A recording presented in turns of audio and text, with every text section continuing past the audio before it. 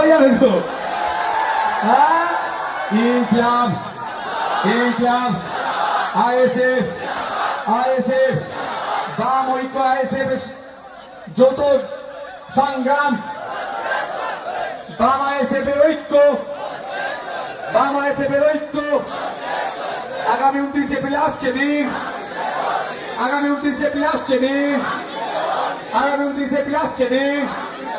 মা বোনেদের বলে দিন, বাপ ভাইদের বলে দিন, দিকে দিকে বলে দিন, ভাঙড়েতে বলে দিন, হাতিশালাতে বলে দিন, গিরেনগাছিতে বলে দিন, কলামনপুরে বলে দিন, ইনকিলাব, ইনকিলাব, আইএসএফ, বাম আইএসএফ ঐক্য, ইনকিলাব।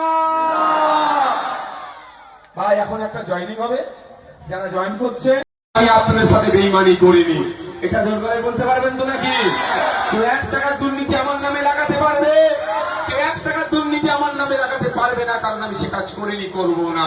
আমি দুটো জিনিস করবো না, জোর গলায় বলছি। করার ইচ্ছা অনেক আছে, অনেক করেছি, আগামী দিনেও করবো যদি আপনারা সুযোগ দেন।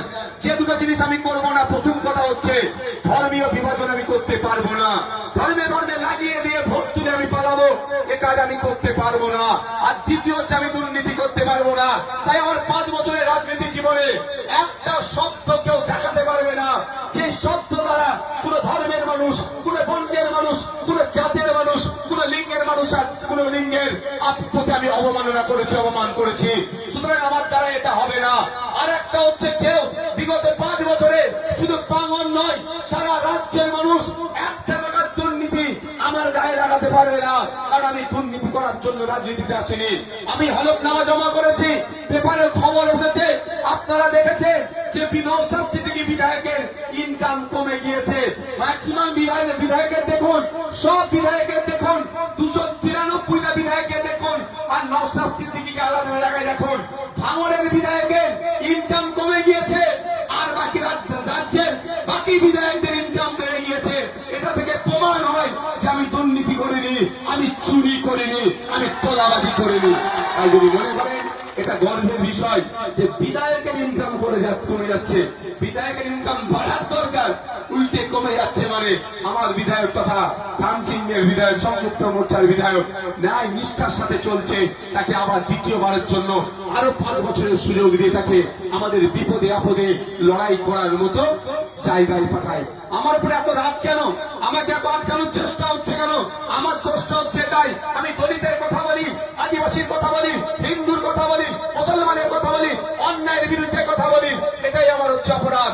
যখন দেখেছিলেন দুর্গাপুরে গরুকাণ্ডে যেভাবে নির্মম ভাবে অত্যাচার চলে গিয়েছিল, মেরে দিবার উপক্রম ছিল, তার পাশে 43টা বিধায়ক পশ্চিম বাংলার মুসলিম সম্প্রদায়ের কেউ যে দাঁড়ায়নি, একাধিক এমপি কেউ যে দাঁড়ায়নি, ভাঙড়ের বিধায়ক সেখানে পৌঁছেছিল, তাহলে বাধ্য হয়েছিল তারপরে তাকে গ্রেফতার করতে।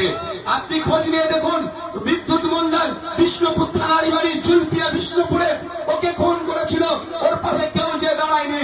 68টা দলিত বিধায়ক থাকার পরেও সেখানেও ভাঙড়ের বিধায়ক পৌঁছে গিয়েছিল। খোঁজ নিয়ে দেখুন উত্তর দিনাজপুরের চোপড়াতে, ওখানে আপনার রুমা রায়ের উপরে আক্রমণ চালিয়েছিল আবগারি দপ্তর, ওর পাশে কেউ দাঁড়ায়নি। 18 জন মতো আদিবাসী সমাজের বিধায়ক থাকার পরও সেখানেও পৌঁছে যেতে হচ্ছে ভাঙড়ের বিধায়ককে।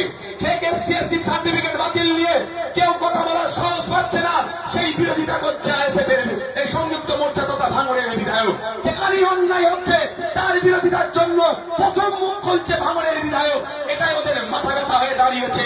ওই জন্য আমাকে হারা মারার চেষ্টা করছে। তবে ভাঙড়ের মানুষেরা প্রস্তুতি নিয়ে নিয়েছে, এবারে রেকর্ড ভোটে ক্যানিং পূর্বের ওই নোটোরিয়াস ক্রিমিনালকে হারাবে।